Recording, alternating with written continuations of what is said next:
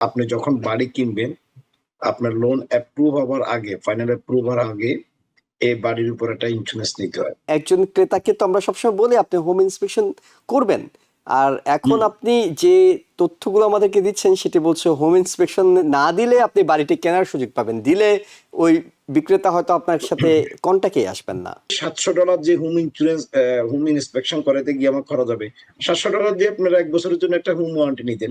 আমরা বলছিলাম যে ভালো বাড়ি কেনার জন্য আপনাকে অনেকগুলো বিষয় জানতে হবে, আমরা একটু হোম ওয়ারেন্টি সম্পর্কে আজকে জানবো। এই হোম ওয়ারেন্টি বিষয়টি কি, এটি কি হোম ইন্স্যুরেন্সের মতো কোনো কিছু? ধন্যবাদ ইহসান ভাই, আসলে এটা খুব গুরুত্বপূর্ণ একটা কোশ্চেন। বাড়ি কেনার ক্ষেত্রে যারা আসলে বাড়ি কিনেন, অনেকেই এই জিনিসটার সাথে পরিচিত না। আমি যখন রিয়েল এস্টেট মার্কেটে আসি নাই, বা আমি যখন আহ, আম, এই মার্কেটে ইন করি না, আমিও জানতাম না আসলে হোম ওয়ারেন্টিটা কি। অনেকে মনে করেন হোম ইন্স্যুরেন্স একটা, এটা আমাদের সহজ কমন ভাষায় আসলে এটাকে ওই ল্যান্ডার ভাষা বলা হয় যে হ্যাজার্ড ইন্স্যুরেন্স।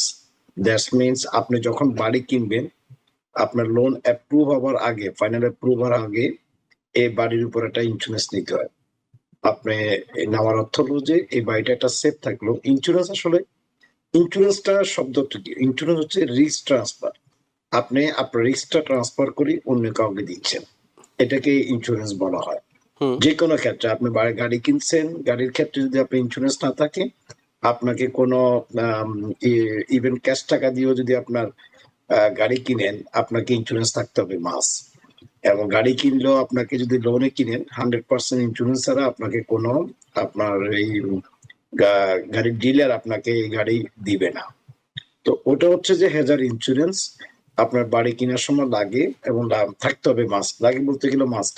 হুম। কোনো কারণে যদি আপনার বাড়ি ডিস্ট্রয় হয়, কোনো কারণে যদি ফায়ার হয়, আগুন লাগে, বা যে কোনো রকমের প্রাকৃতিক দুর্যোগ হয়, যে কোনো প্রবলেম হয়, সেই টাকাটা ইন্স্যুরেন্সে কাভার করে, সে ড্যামেজটা কাভার করে।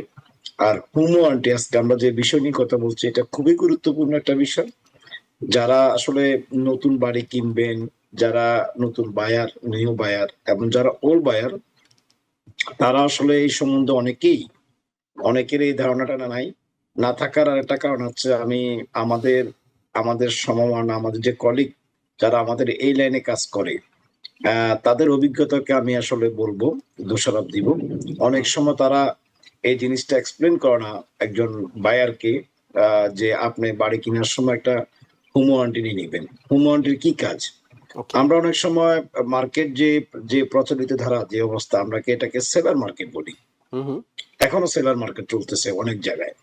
মার্কেট এখন স্থিতিশীল, কিন্তু সবসময় সেলারের প্রাধান্যটা বেশি থাকে। অনেক সময় আমরা আসলে আহ, বাড়ি পাওয়ার ক্ষেত্রে, বিশেষ করে নিউ ইয়র্ক সিটি যেসব জায়গাগুলোতে খুব হট জায়গা, এটা কখনো বায়ার মার্কেট থাকে না, কখনো আপনার ইজিলি বাড়ি কিনা যায় না। এবং ওয়াশিংটন ডিসি বলেন, ভার্জিনিয়া বলেন, আরো বিভিন্ন জায়গায় যেখানে আমরা বাড়ি কিনতে গেলে অনেক সময় আমরা হোম ইন্সপেকশন দেওয়ার সুযোগ থাকে না। বিকজ হিউম্যান ইন্সপেকশন দিতে গেলে আমরা কন্ট্রাক্ট রেটিফাই করতে পারি না, আমরা কন্ট্রাক্ট উইন হই না, আমরা জিতার ক্ষেত্রে কম।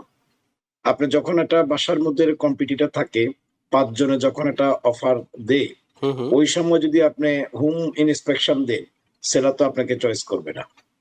সেটা চয়েস করবে যে এই কারণে, সেটা চয়েস করবে না। এর অর্থ কি বাড়িতে কোনো সমস্যা? না, বাড়িতে কোনো ডিফল্ট না। কেন? আরো 4 জন যে কম্পিটিটর ছিল, তাদের কন্ডিশন গুলো অনেক ভালো। তারা আচ্ছা। যখন অফারটা সাবমিট করে, হুম। হুম। আপনি কন্ডিশন দিয়ে রেখেছেন যে আমি হিউম্যান ইন্সপেকশন করাবো, আমি অ্যাপ্রেজাল করাবো, আমি আমার ফাইন্যান্সিয়াল কন্ডিজেন্সি সাবমিট করলাম। তো 3টে যদি আপনি দিয়ে রাখেন, আপনি তো বাইরে বা আপনাকে বাঁচানোর যথেষ্ট সুযোগ। কোনো কারণে বাড়িটা আনার কন্ট্রাক্টে গেল, হুম। 2 দিন পরে, আপনার 3 দিন পরে আপনি হিউম্যান ইন্সপেকশন করালেন। কোন একটা, মানে একদম সহজ বাংলা ভাষায় বলি আর কি, কোন একটা সুতিয়া ধরে আপনি বললেন যে আমি এই বাসা কিনবো না, তো আচ্ছা। আপনার জন্য তো সেলার লুজার হলো। আন্ডার কন্ট্রাক্ট হলো, আন্ডার কন্ট্রাক্টে গেল বাসাটা, হুম। যাওয়ার পরে আপনি 3 দিন পরে আবার কন্ট্রাক্টটা ভয়েড করলেন ওই হোম ইন্সপেকশনের উপলক্ষে। ওকে। এটা তো রিজন আপনার কাছে আছে, আপনি তো বলতে পারতেছেন আমি I don't like that, and এটা আপনি তো আগেই দিয়ে দেখছেন। হোম ইন্সপেকশন 2 ক্ষেত্রে হয়, ইনফরমেশন পারপাস অনলি, আর হচ্ছে ইনফরমেশন পারপাস উইথ ভয়েড। আচ্ছা। মানে যারা তো যে আমি শুধু তোমার হোম ইন্সপেকশনটা করব আমার গ্যাদার নলেজের জন্য, হুম হুম এই বাড়িতে কি আছে না আছে, আমি তোমার সাথে কোনো নেগোসিয়েশনে যাব না। ওকে। কিন্তু প্লাস মানে এটি জাস্ট উইথ বয়, আমার জানার জন্য, কিন্তু এটির রিপোর্টের ভিত্তিতে নেগোসিয়েশনে কোনো সমস্যা হবে না, এমন কি বিষয়টি? সমস্যা নেই। ওকে। আরেকটা হচ্ছে যে নেগোসিয়েশন, হ্যাঁ, মানে তোমার যদি বড় হোম ধরনের সমস্যা ইন্সপেকশন, আমি পাই তাহলে নেগোসিয়েশন উইথ বয়েড, ওকে। আমি তোমার সাথে নেগোসিয়েশন করতে পারবো। তো হুম সেক্ষেত্রে একটা সেলার দেখে যখন একটা অফার পায় যে আমার গত মাসে যে আমার এই আমার বাসাটা আমি আন্ডার কন্ট্রাক্ট করেছি, এই মাসে আমার আপনার ক্লোজিং হবে ইনশাল্লাহ, আমি 5টা অফারকে বিট করে পেয়েছি। তো হুম শেষ মুহূর্তে আমি আমার থেকে একটি ভালো অফার ছিল, আর 5,000 মোট ছিল। 725 থেকে উঠতে উঠতে 755 যাই ঠেকছে, হুম 755 আমি পেয়েছি। হুম যেহেতু আমি এখানে এসকেলেশন কস্ট ইউজ করেছিলাম, হুম জাস্ট একটু ছোট্ট ব্যাপারটা ব্যাখ্যা করি আর কি। যেহেতু আমি এসকেলেশন কস্ট ইউজ করেছিলাম, যে আমার এসকেলেশন এই পর্যন্ত যাবে, আরেকজন এটাকে অফার দিয়েছিল 760। তো সে কেন আমাকে রেটিফাই করছে বা কি কারণে রেটিফাই করছে, ওই আগের আরেকটা অফার, সেমিনার অফার আমাকে ডিসক্লোজ করতে হবে, তাই তো? হুম নাহলে তো আমি বুঝবো না যে সত্যতা। তো আমি তাকে জিজ্ঞেস করলাম যে আমি যখন রেটিফাই করার পর আমি জিজ্ঞেস করলাম, why you choice mean, how can I ratify, আমি এর থেকে তুমি বেশি আরো $5,000 বেশি পাইছিলাম। দেখো, only one reason, your feedback, your background, plus আমি দেখেছি তোমার লেস কন্টিজেন্সি, মানে শর্তগুলা কম ছিল। তার মধ্যে প্রথম শর্ত ছিল তুমি কোনো হিউম্যান ইন্সপেকশন দেওয়া নাই।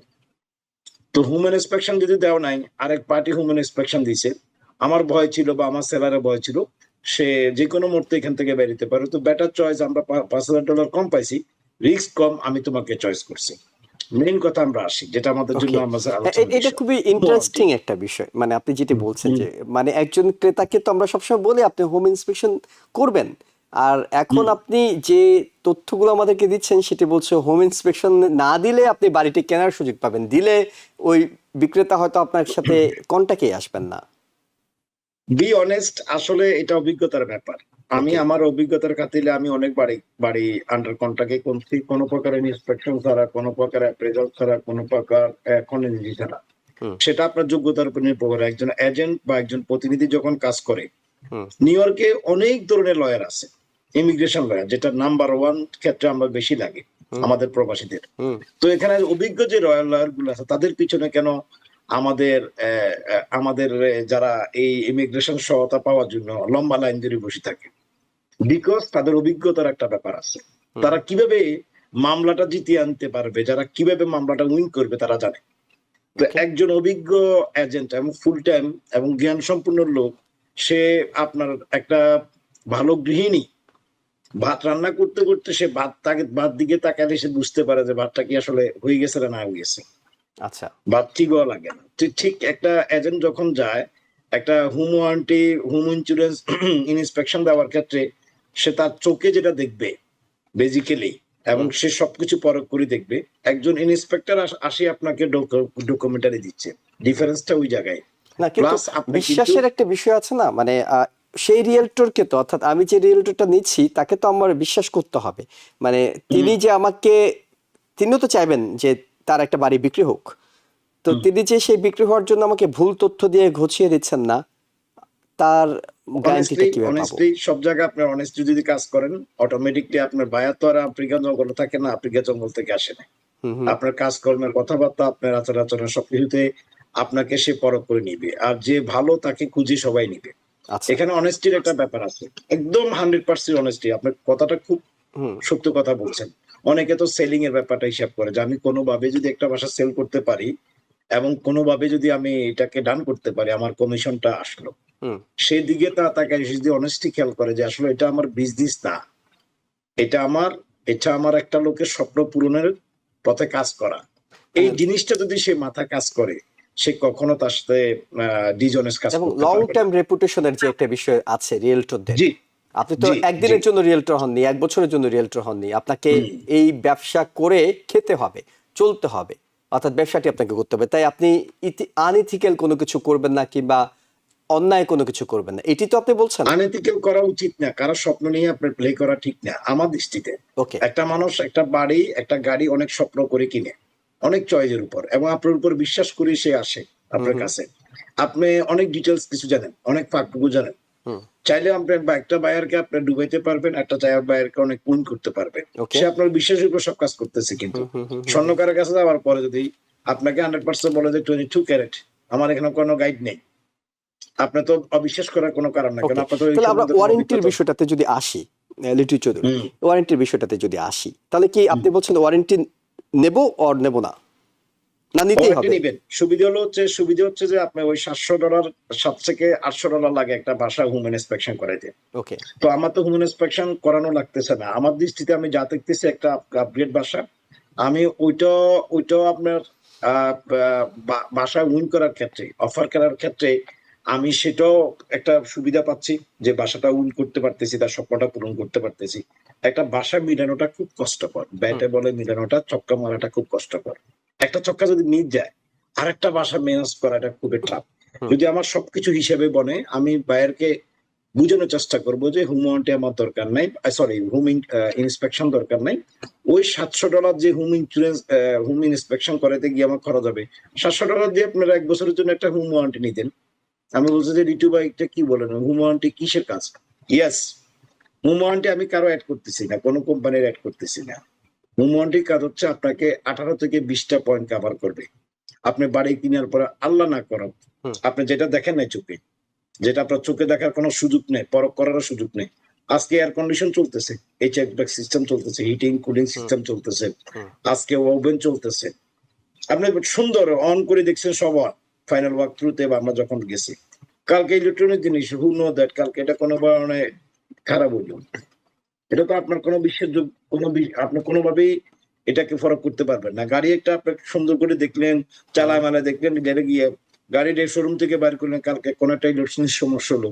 তো হোম ওয়ারেন্টি নিলে হোম ওয়ারেন্টি এলা কোম্পানি এলা কি বলতেছে, আমরা তোমাদেরকে 18 থেকে 20টা পয়েন্ট কভার করতেছি। প্রাইসও বেশি না, 750 থেকে $800 কিন্তু 1 এটা তো ইয়ার। 1 বছরে দিতে হচ্ছে।